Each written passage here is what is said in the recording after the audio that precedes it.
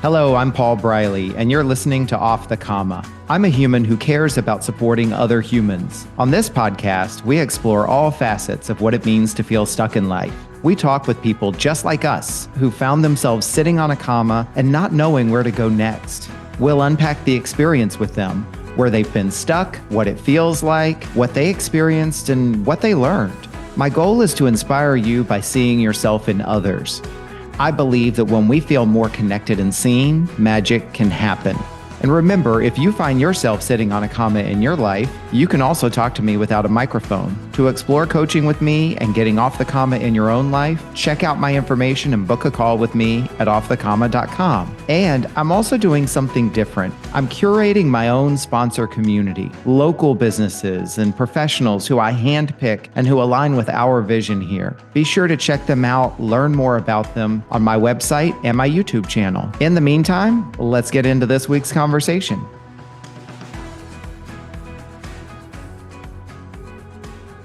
And we are back for another exciting episode of Off the Comma and another amazing story from another amazing human being. I'm so very grateful to be able to do this kind of work and have these conversations. This week will be no exception.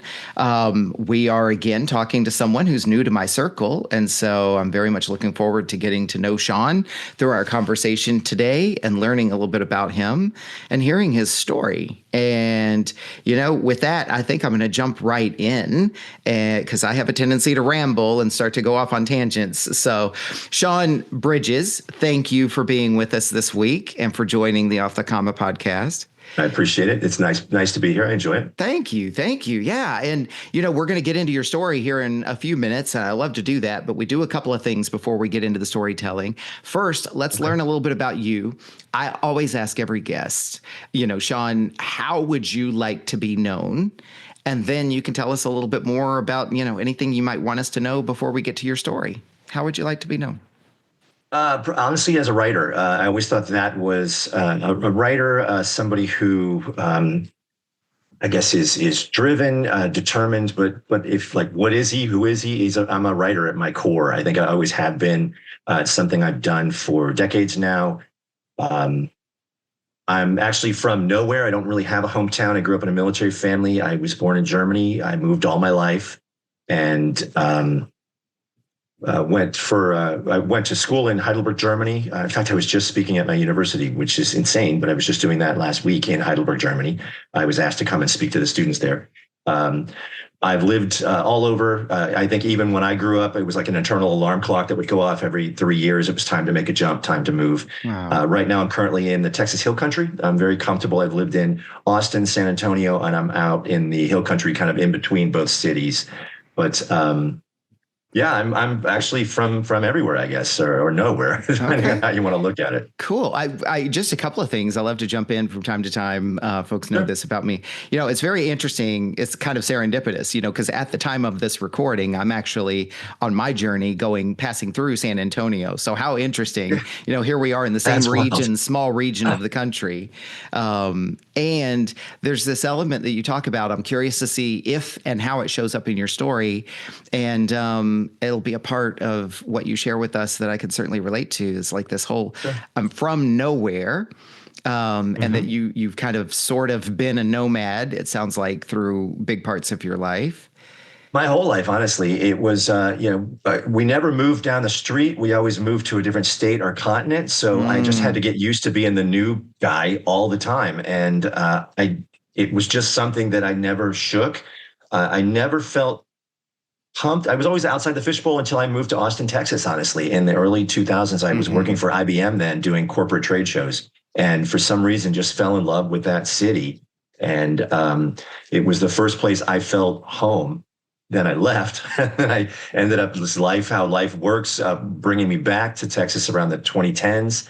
And I've probably been here longer than any other place I've been in my life, but I don't know if that even makes you a Texan. So I think I'm just, I'm an American on my passport. I was born in Germany, and I've just moved around a lot. So Yeah. I have this theory. I'm not. I'm just kind of throwing it out, sort of as like a little self-referencing comment. But like, and I have these conversations with people about different things. You know, from what you've shared, where it's like, you know, I was bored and moved around, and like, where's my place? To Right. sometimes the conversation is around folks who are like, you know, I never really feel like I belong, and that's not necessarily the case here. I don't know, but like, here's the thing I want to say is like, when you're not necessarily from a place or feel like you necessarily belong to any one place, like, then the whole world is where you belong. The whole world is where you're from, right? And I never felt it was a bad thing. I always Right. looked at it as like, that's just the way it is. And it would be similar to people who had lived in the same town for their whole life. I always looked at that as like, how do you do that? And I'm sure from their point of view, they're like, what do you mean? This is how I do it. So I never felt like it was a burden. I just was like, well, this is the way life goes. So it was Hmm. always, and I'm not to date myself, but I spent a majority of my life pre-computer cell phone era. So moving really meant starting from scratch, erasing the chalkboard and starting over. So there was just a lot of living like that. And I got used to it. It never fazed me. Moving wasn't anything that was scary. It was Hmm. always Hmm. exciting. And I had no problem paring down and packing and going, helping my family do that. I mean, we were scattered all over until a family would come and visit me in Central Texas when I lived in Austin, and they loved it. And now we bought property here, and the Hmm. whole family's kind of migrated to this area of the world. I have three sisters and my parents, and everybody's just kind of in this general vicinity. I think because my sisters started having kids and we all wanted to be closer to each other. But we Hmm. were kind of a family that were pretty scattered to the winds, and it was never anything difficult. You know, it was always just the way life was. Yeah. I love though that you did find a place, you know, everybody tends to find, you know, or I like to believe that people will generally tend to find a place that speaks to them and feels right. And having grown up in Texas, you know, I'm a Californian by heart now. That was my place that I found. But having grown up in Texas, there's so many things that I could say that's like, I get it. I get it with the hill country. I get that feeling of home. And there are a lot of Texans who would say, well, you finally got here and that's what matters, right? Yeah, but I'll be honest. I miss the fall. I miss sweaters and coats and change of scenery and leaves and so I have an affinity for Pittsburgh. Mm, I liked just being overseas in London and Germany. I mean, I packed for fall and it was clearly winter, mm, so it was freezing, and I had my bloods. So I do still have this nomadic vibe of this is home, but I still like to explore and yeah. get up on a moment's notice and go somewhere, and that's still something that I don't think I'll ever shake, honestly. Cool. Well, I'm not sure if that's part of your story. So let me, so that I don't potentially take you off track. Let's roll No, no problem. into it. Sean, before we actually get to the 5 questions, one thing I like to do with Mhm. every guest is, as you think about the next, call it 40 minutes or so ahead, our conversation, you sharing your story, what intention would you have for yourself today? I think it was just to let myself know that I made the right choices. It was a transformational year, I've discovered, and it may sound hokey. I'm into 11s. 11s mean a lot to me. The number 11. Mm, I turned 55 in December, and things weren't going great in my relationship, and it just felt like maybe this wasn't going to be a big year. But it's turned out, as I'm closing in on my 56th birthday, that this entire year was full of dramatic change, and all for the better. And as I'm getting towards the end of the year, I realized that a lot of the choices that were made were indeed the right ones. So I think that's really how I mm, feel now. Is that yeah, where things were shaky and starting at the beginning, and it was I was with a fiance for 4.5 years, and we split, and it became ugly. And it was there was no longer us. We didn't exist. It was me, and what was I going to do, and how was I going to be moving forward? And the choices that I've made in this year have been just all about that, of refining myself, reconnecting with myself, um, finding my creative spark again. I had a novel that was just published, literally came out from a publisher on November 20th, called Gun Barrel Highway. That was a big deal for me. Being invited to speak to my university was a complete unknown, unexpected thing. Um, Finding this bartending job in the middle of the hill country turned out to be just helped feed my spirit and soul and positivity in myself again. It was just my whole life kind of turned on a dime this year, and I didn't really see it coming. But as I'm getting towards the end of the year, I can see that this was indeed a big transformational year for me. Well, it sounds like, and then I'll talk about, my intention. I mean, it sounds like validating those choices, and there's something to, it seems like, that nomadic spirit is still in there helping you navigate change in your life. It was, but I think I saw this one. I thought I had met my partner, and when I realized that, I didn't. And as we were splitting up, and then as I got distance from it, I realized the kind of relationship that I was in was more of a narcissistic relationship, which was not healthy by any means. So it was good to. I almost feel like I escaped in a strange way. The further I get away from it, and then reconnecting with myself and on little things too. That I just am so grateful that I've been able to do. I didn't spiral downwards. I spiraled upwards is kind of something that I've been kind of reminding myself this year. And I think the choices that I've made were the right ones, but it's definitely been a series of, jumping into the unknown sometimes is scary. Yeah. Yeah. Well, that's your intention is to affirm your choices. I love that. And my intention is to obviously support your intention by creating this space, this container today for you to be able to share your story. And that, in doing this, not just your story, but all of these stories, is that there will be people out there who will hear your story and they will see a little bit of themselves in you and your story. It'll make them feel a little bit more connected, a little less alone. And that in the best of cases, they might even feel inspired or empowered to do something that they've been wanting to do. So there we go. 2 intentions. Let's get into the story. Sean, the first of the questions is, where in your life have you found yourself sitting on a comma? On February 5th, it was really when things were probably at its worst. I had moved out, and she was a millionaire. She was very accomplished, but I could see I could see the future, and it wasn't any future that I really wanted. And I wasn't happy. There was a lot of change that I think she wanted, whether it was cutting out friends and family or changing me physically through Botox or injections and things. She was just wanting these things. She would tell me that she wanted not a good relationship, but the best relationship. And what I've discovered over time was that didn't necessarily include me. Well, it didn't at all. In fact, my feelings of the relationship didn't matter. And I think the biggest thing was how the relationship was perceived by others. That became the paramount. And it was slow, steady over time. I felt worn down, and I was just tired of being stressed all the time. And so that break was scary. I had moved out of a mansion with the idea of well, what am I going to do now? The idea that there was no more we, and we were on a path to get married. We were already engaged. We had a date picked out. I would have been married in the second week of February, in fact, in Albuquerque. We literally kind of had planned things to that point, and for it to all come crashing down, and the realization of I was starting over.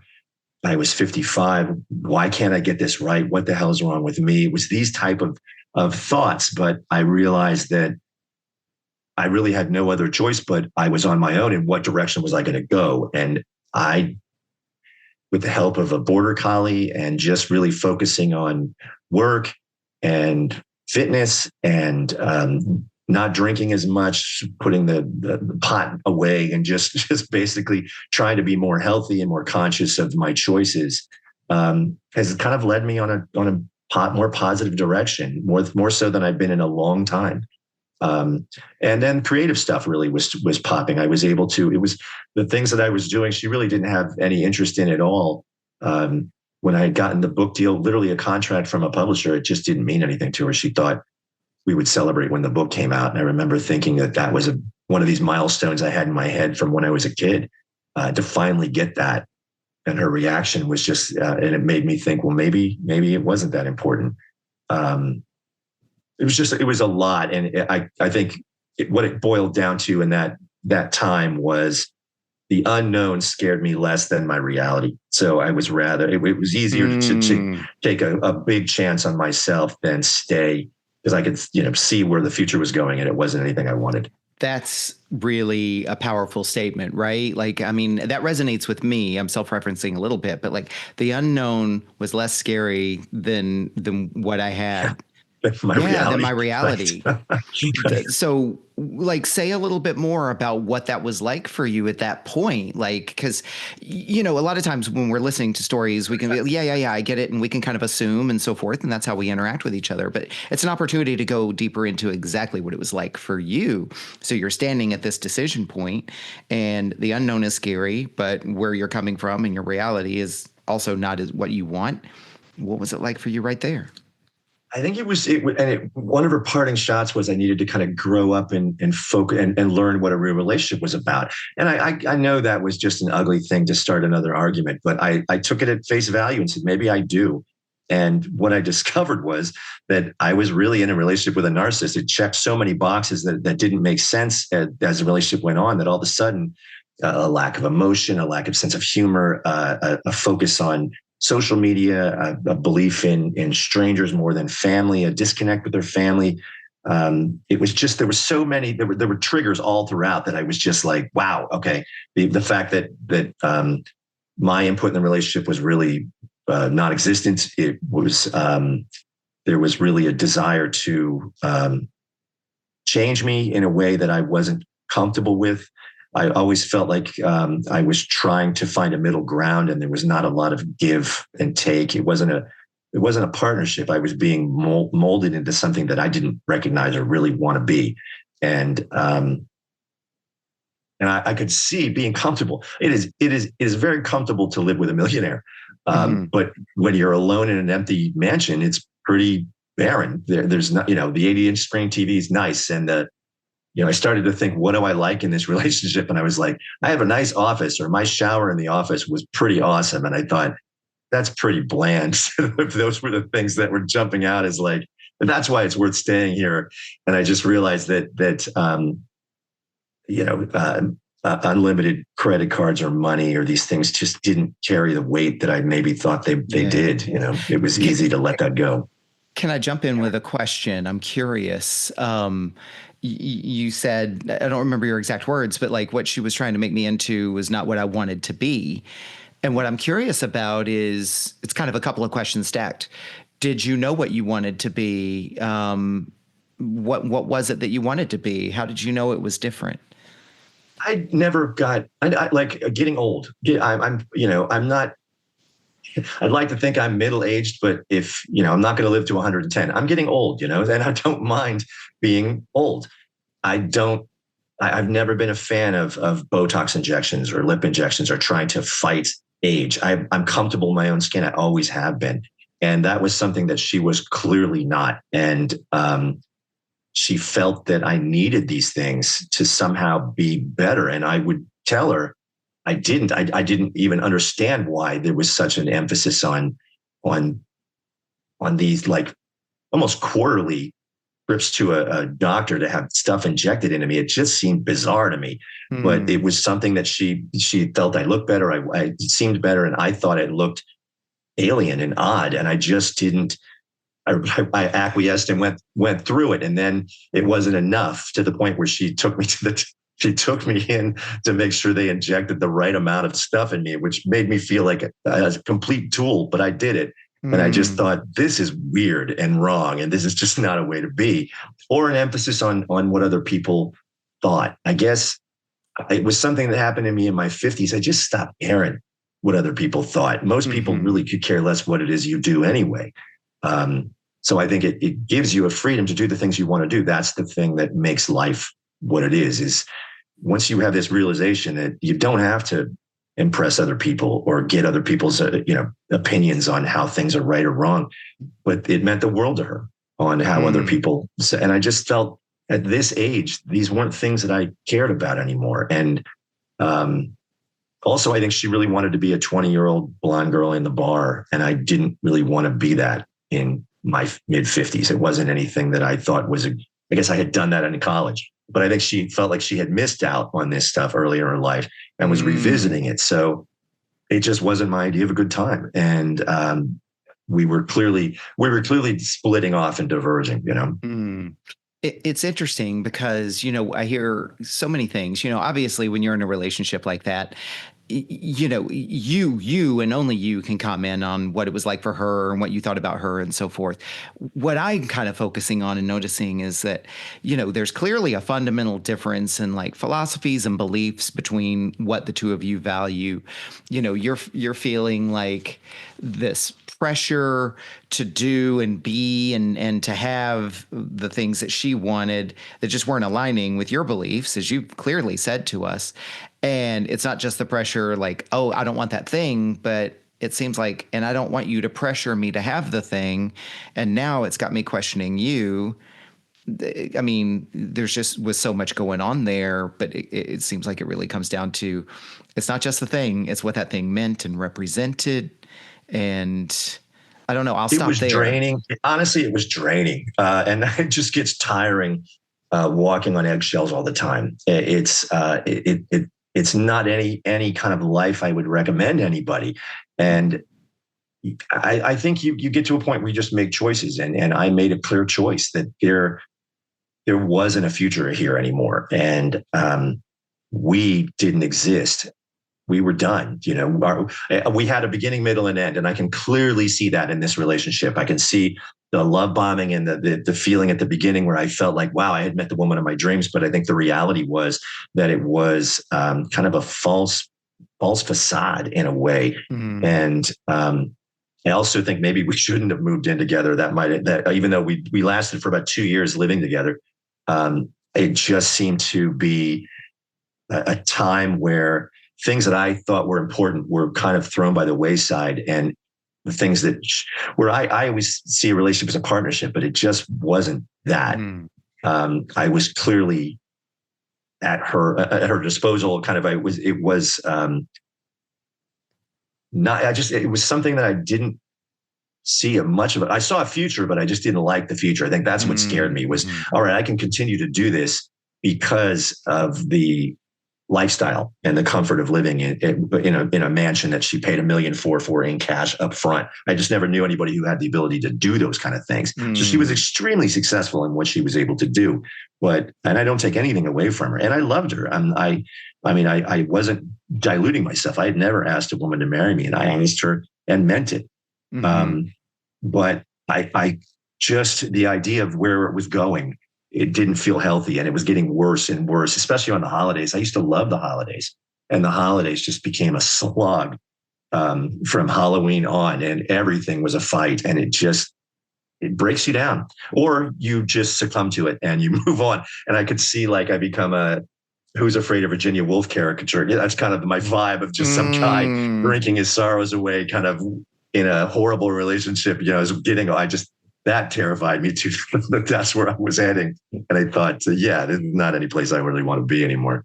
Yeah. Well, and it sounds like it evolved over time, right? Like you yourself acknowledge, there was love bombing at the beginning and then kind of over time it started to reveal itself to you. I mean, is that accurate? By That's all means, accurate. anytime Yeah. I reflect anything back, correct me where I'm wrong. No, But of course. Yeah, no, that feels accurate. I guess because, kind of selfishly, I'm sitting here thinking, I wonder how many other people are wondering. It's like, well, if that's what it turned into, what did you see in that relationship in the first place? Is that a fair question to ask? If not, Sure, that's sure. okay I too. think everything's fair game. I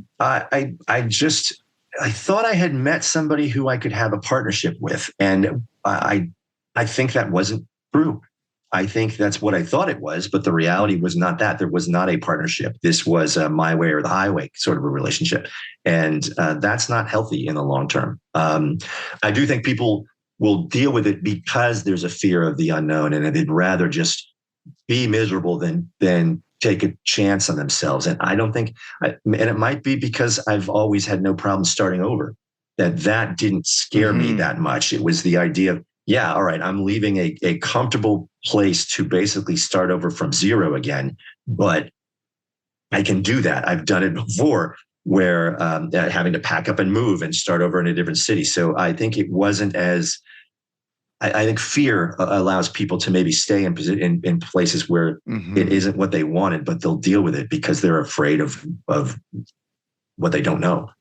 And in this case, I wasn't afraid of it. Well, this is what's cool about your story to me is, you know, while you have a lot of experience and let's call it training in moving on, so as you just said, right, like you didn't maybe have the same level of fear of making a decision and moving on that others might, but yet not everybody has that kind of training or experience, nor do they necessarily have to. And so, like, I'm kind of inserting this, right? Like, you, yes, I can do this. And yet there's people out there that, like you said, who maybe the fear would keep them holding on, but it's like, nobody's got it figured out necessarily. Like if it's time to go, then do it scared, right? I'm kind of just inserting Well, and myself there. I've had thoughts where I'm like, I could have just given her everything she wanted and been very comfortable living in, you know, I would have been some person I didn't recognize, Botox to the nines, no friends, no family, no dog, waiting for the next social Yeah. event to attend. And it just wasn't my idea of a good time. And I just thought, that's not what I want to be. And that's where I was headed. And I just thought, no, Yeah. no, I missed my, you know, when I connected with border collies in my 30s and 40s, and they're just amazing dogs. And my pack, I had one, then we ended up having three as a family, and I bonded with them more than I'd ever had with dogs before. And when they passed, I was there the whole way until I couldn't go any further with them, and it was as hard as it gets. And about a year after that, I thought I really missed that connection, and I wanted a dog, and I was basically told no. And I remember thinking, Mm. oh, okay, but and honestly, now I'm grateful that we didn't have more things to fight about at the end. And I can't imagine what I mean. I didn't take anything. I took a couple picture frames because I couldn't take the pictures out of the frames without destroying them. That was really all I walked away from. I just wanted my Mm-hmm. freedom back. I didn't want her money. I didn't want anything from her, and I wasn't going to go, you know, go into some quagmire for that. I felt like it was hers. Everything she earned was hers. I didn't deserve any of it. All I wanted was my freedom back. But um, things like that, I remember the dog thing bothered me. Cutting Sure. friends out of my life that I just was like, she didn't like them. So there was no reason. Just the little stupid things like, this is your music, not our music. Why are you playing it in the car? I get such a enjoyment from making a CD of songs I like and playing it in the car and driving to work. It's old school technology, but it's some basic little thing that just lifts my spirits up. These were things I Mm. couldn't do. We couldn't do as a couple. It was always kind of went on this trip, and I was literally, you know, running from. I remember literally sprinting and meeting a girl in Brussels to get on a train, catch a train to Frankfurt. But I was moving around with luggage, going through airport security, trains, and all over London to Brussels to Germany. And I had a flash where I thought, if I had done this with my ex, it would have been an absolute nightmare, because she literally had to be kind of guided through. I remember we got into a giant argument because I went through airport security by myself and didn't kind of escort her through. Uh, and I looked at her like, seriously? And she was adamant. She like, I go in front of you, you take me through, we go together. And just these type of strange little things that, yeah, I did have a moment on this trip where I thought, oh, we would have broken up on this trip, because it was just not any Mm-hmm. way she was going to travel or be. Yeah. Well, and I heard encircled the word freedom as I was writing down notes. And, you know, you made a comment a couple of minutes ago about I could have stayed, I could have been comfortable. But I think you've already made it very clear that you couldn't have been comfortable because you already weren't. Right. And so, I wasn't, but it was one of those like on the comma kind of mindsets of like, at the beginning, I remember thinking, am I making the right choices here? This is, you know, I ended up working at a whiskey distillery, which I enjoy. I'm a bartender there and I have a great time doing it. But I was like, what am I doing? You know, am I making the right choices for myself?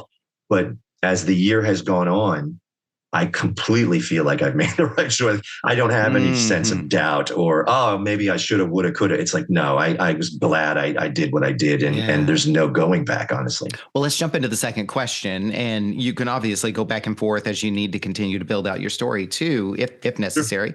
The second question is, as you look back at this comma that you've been sitting on or that you were sitting on, what did that create for you? I feel like you've shared a little, but continue. I mean, my creative connection. I remember this was a year with the book had gone through, you know, the editors and proofreaders, and was basically we're marching towards publication, which just happened November 20th. That, and then deciding to invest in connecting with a PR firm and getting my work out there on a public eye and going through a professional publication and what all that entails. Finding me creatively, going back to the studio. I'm working on, I do audio projects on the side, which, and these things she just had no interest in at all, but they meant the world to me. And going, kind of finding my creative drive again. There was something funny which is, I did not see at all when I had a bunch of early reviews for the novel before the novel came out. And one of the biggest reviews, it was Kirkus Reviews. And in the review, they kind of point out that every character in this book is in a horrible relationship. And I had no clue. That was not anything I purposely did. But I think as I was writing this, I think things were coming out in me that it was one of those things that I, when I read that review, it dawned on me that I'm like, wow, every character that I wrote was in some kind of bad situation. And I think subconsciously that probably was my day to day, the relationship that I was in was bleeding out on the pages that I really didn't even realize. That may sound far fetched, but I seriously did not have an idea until I read that review and was like, oh, that's wild. So I've definitely found myself. It's interesting because you said, you don't know if it's strange or odd or whatever, but it's like, I hear this from so many people. Like I have friends who have never been on the podcast who are creatives, whether they're musicians or poets or what have you, not necessarily even published or official or famous or anything like that. And I hear lots of folks on the podcast who have gone on to create something. Everybody talks about that, how like it is an outlet for your experience. It is an outlet for, what you're processing and thinking about and feeling and believing. And sometimes as literally as what you've just described, whether you're conscious of it or not, right? Like, isn't that kind of what creatives do? Yeah. It's like you live the thing, and then you show other people what it's like for you to have lived the thing so that they can kind of evaluate and assess, ooh, is that how I'm living the thing? Have I ever lived the thing? Do I live the thing differently, right? Isn't that the beauty of the creative process? It was an unexpected, I guess, surprise. It's but I think finding myself, reconnecting to this job that's hard work, but I enjoy it. And the people that I met, we're all kind of like an island of misfit toys anyway. So we all seem to get along really well. And I like the other bartenders and the distillers and the people that work in the company that I work at now, Andalusia Whiskey. So I really enjoy that connection. Finding myself creatively, not wanting to jump into another relationship at all. In fact, spending time just trying to find me again, reconnecting with who I was has been a big deal. In fact, I think that's probably one of the best things I did. I stay away from dating sites and people who try to set me up with their friends and stuff like that. I'm just not interested. I'm much more focused on healing. I think I spent a lot of the year just trying to heal. I still think about her. We're on a no contact situation. We did have some communication about a water bill recently, but it was very sterile. It wasn't mean, but it wasn't nice. It was like talking to a phone operator. There just wasn't anything there.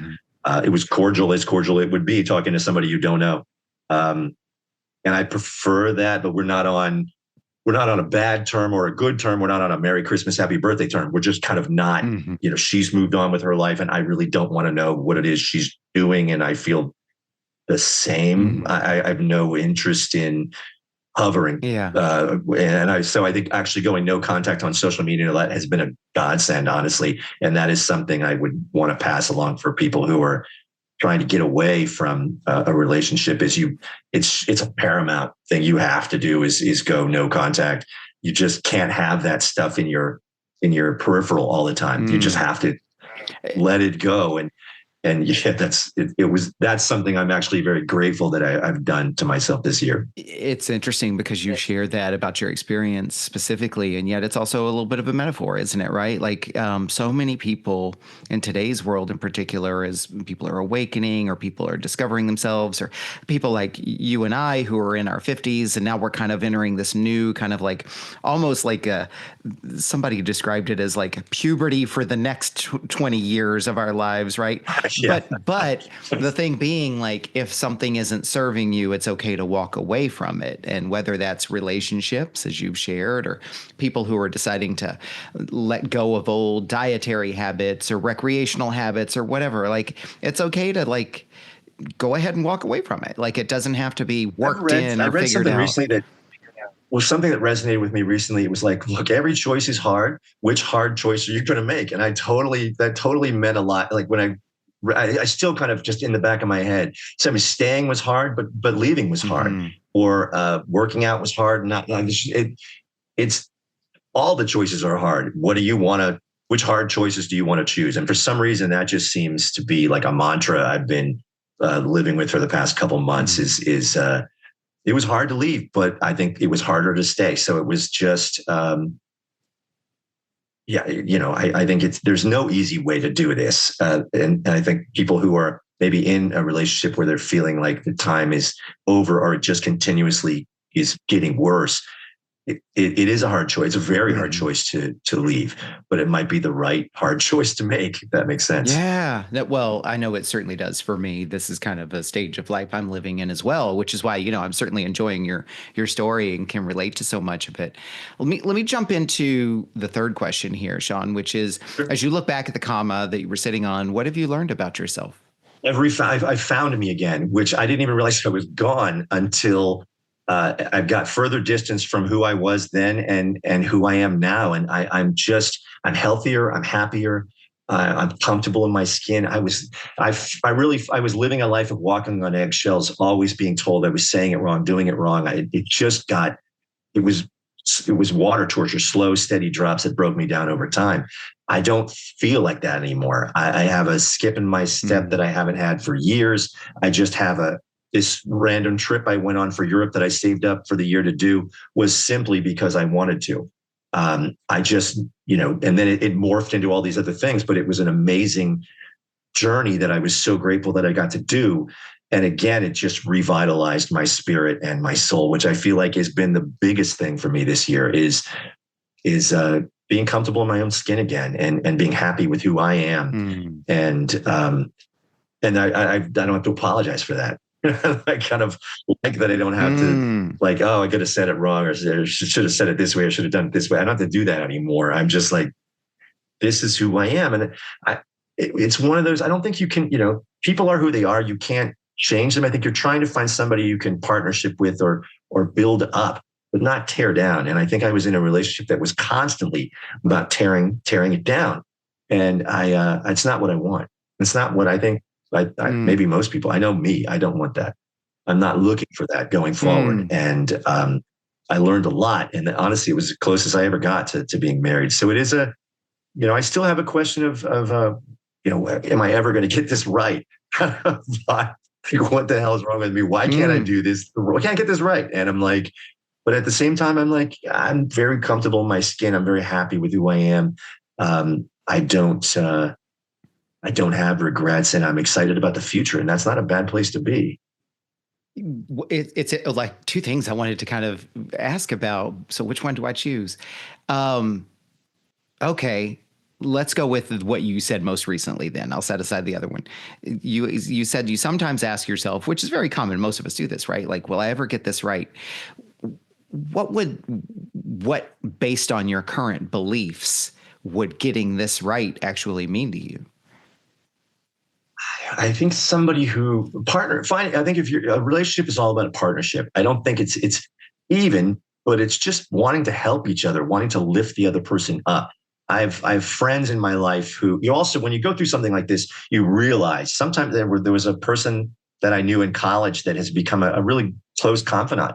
And she was just a person to talk to, not any kind of relationship, but just a kind voice. And so you'd be surprised who steps up when you're in a low point in your life. But I don't really know. I think I'm a partnership. I still believe in that. I still think that's something you can find, is connecting with somebody who just wants the best for you and you want the best for them. And I don't know, that doesn't seem very far fetched or like an unknown thing. I think that's possible. Okay. Let's jump into the fourth question. I feel like you've kind of answered a little bit, but I'd love to hear what you would add and expand on. The fourth question is, what's changed for you as a result of sitting on this comma?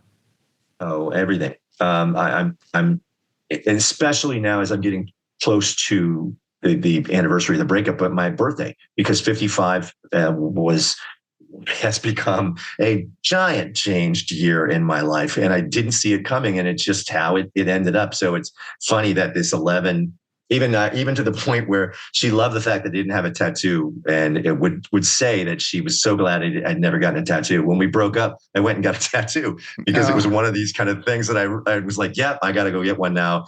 And specifically in the city that we had gotten engaged in, so I could see that city in a different light. And I got a 111, kind of like a digital clock 111 tattooed on my left shoulder, because it's one of these things that it means something to me. And I always thought a tattoo should mean something to you, not just some symbol that you throw on you. That's probably why I never had one.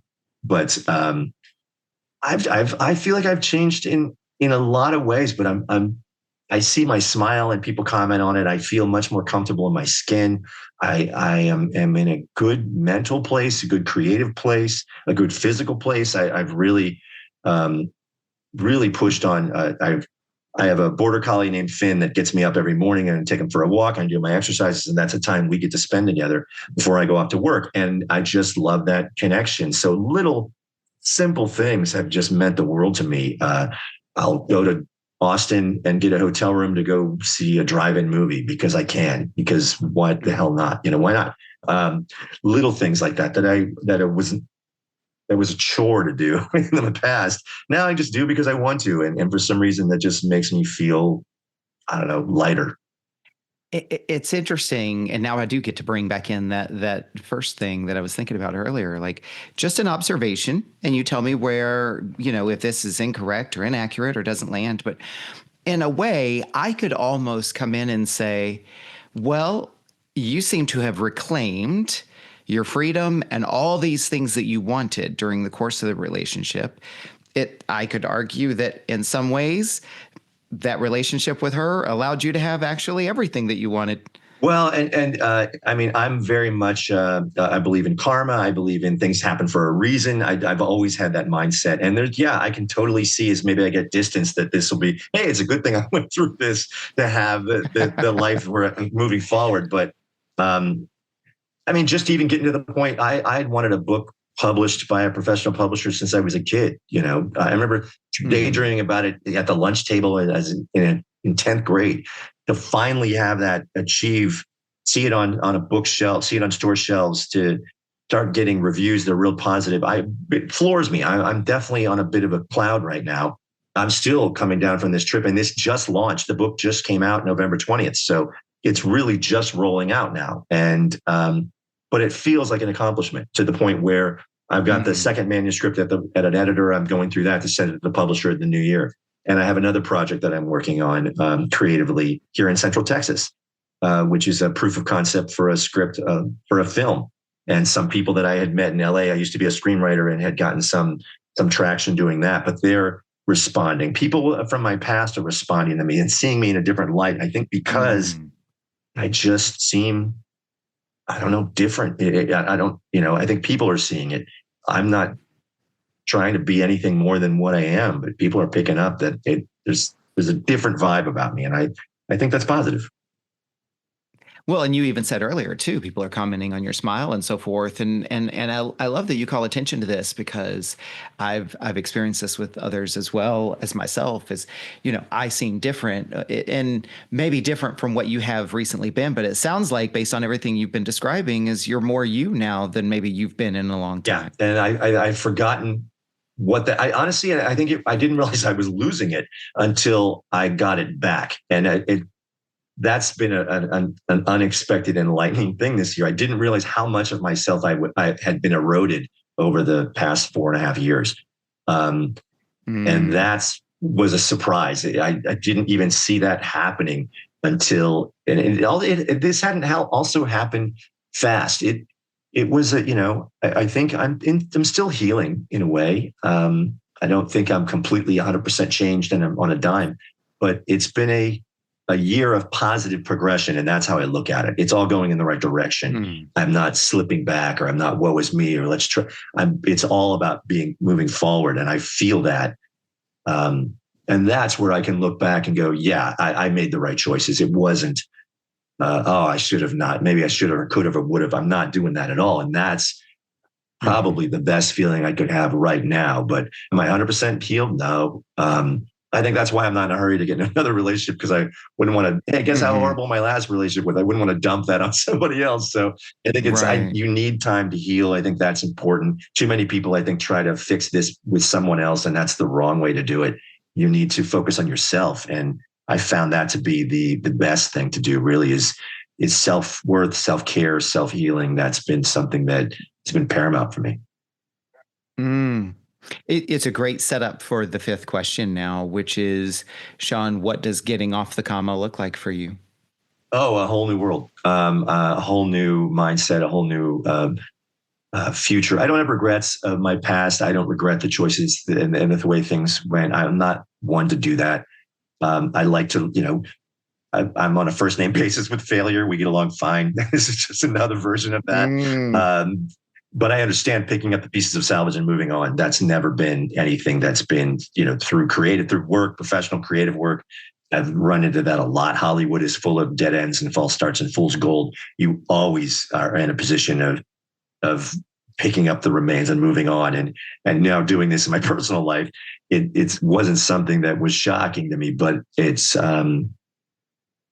definitely I get it. And it's, but I think it's not anything I would want to dump on anybody else. But I think if people are out there thinking about their own situations in their own lives, it's something you need to do for yourself. And that's been my focus, is just trying to figure out who I was again. Well, and I mean, if I may, it almost seems like, again, kind of full circle, right? Because even though and maybe I'm forcing this issue because I'm self-referencing, but the sort of enforced nomad in you from, growing up, you kind of were an explorer, and that explorer is continuing to present itself in terms of how you explore yourself and who you are and what your life is like. Yeah, I don't know if I'll ever shake that. I used to think that was a personality flaw, but I think it's a positive trait. It's just the way life is, and I don't know if that ever stops. I think that's just the way it goes. But you're showing us, though, like, I so appreciate you saying that too. And I hope I'm not steering this conversation, but you used to think it was a flaw, but now it just kind of is who you are. And it's like, there are things about us that sometimes we think of as flaws, and we try to correct them or change them or make them go away or whatever. And it's not that you can like just suddenly flip it into an excuse. Well, that's just who I am, and deal with it. Like, you're leaning into it and saying, well, if this is who I am, how can I make this work for me? And everything you've described is like, well, my word, right? Explorer is who I am. Well, let me go and explore. Let me find myself. And I'm not doing it in any way, like you said, that puts it on somebody else, harms other people. Like, I'm just going all in on who am I, and what do I enjoy, and what do I want to accomplish. And that shouldn't be a scary thing. It's one of these things that I think more people, if they did it, I think would feel better about themselves and about their choices that they make.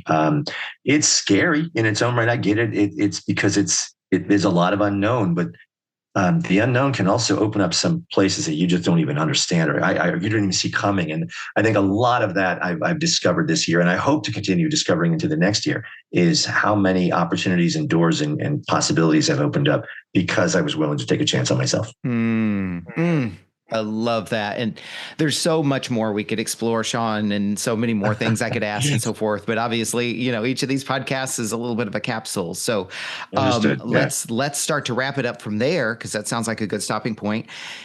As folks are interested in maybe continuing the conversation with you or learning more about you, seeing what you're up to, obviously you've referenced the book, where can people find you? I'm going to put all the links in the show notes. Talk us through it. Where are you at? I do audio productions, which is kind of like movies for your mind. I have basically a company called Audible Parade. We record in Central Texas. I use professional actors from Austin, San Antonio, and basically use voice actors and add in music and sound effects to kind of create a movie for your mind. I've been doing that for a few years now.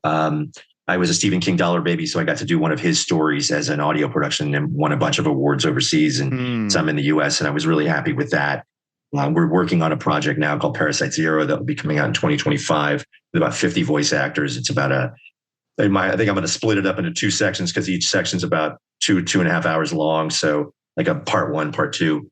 The new novel just dropped, Gun Barrel Highway, is available on the Wild Rose Press. Also, you can find it on my sites. There's early reviews that are out there, and it just came out November 20th, so only a week and a half ago.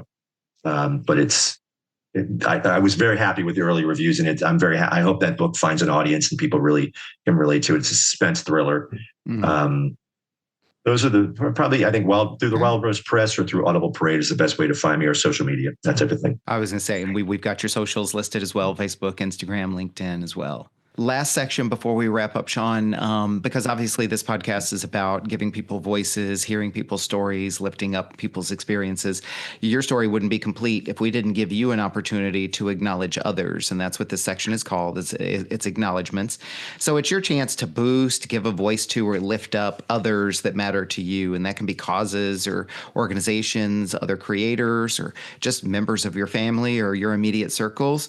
Who would you like to acknowledge today? There's a company I've been working with recently called Relatable Media, and they really work with creatives all over the world. Relatablemedia.com is just I've been writing articles and recording stories and things for them, and I've just had such a wonderful connection with this group, really, that really shines a light on creatives from all over. We just did a big book fair in November. I was talking to authors in New Zealand and the US and Europe, and just a way of not even specifics. I think they're actually branching out to look at actors and musicians and things. And it's a podcast and a magazine. And it's just, I've been really fortunate to have connected with this group. So people at relatablemedia.com. And then if you're in Central Texas, Andalusia Whiskey is where I work. It's a great place for whiskey, brandy, and rum. It's all grain to glass. It's all done in Texas. So Texas whiskey, you can't get any better than that. And it's a good place to come and have a drink and kick back and relax. And I definitely want to steer people there if they're in Central Texas. Yeah. Okay, nice. Sean, thank you. We'll have all of these links in the show notes for people to click on and reference very easily. Thank you again for joining our community, sharing your story with us today. And I enjoyed this. Thank you. My pleasure. It was just, sometimes it's just a nice time to talk and relax. And so I appreciate this. This was an enjoyable podcast. Thank you. Yeah. And, no pressure or expectations. We're not trying to get anybody any place specific here. So have yourself a wonderful rest of the week ahead, and we'll look forward to following your journey. Oh, thank you very much. Take care.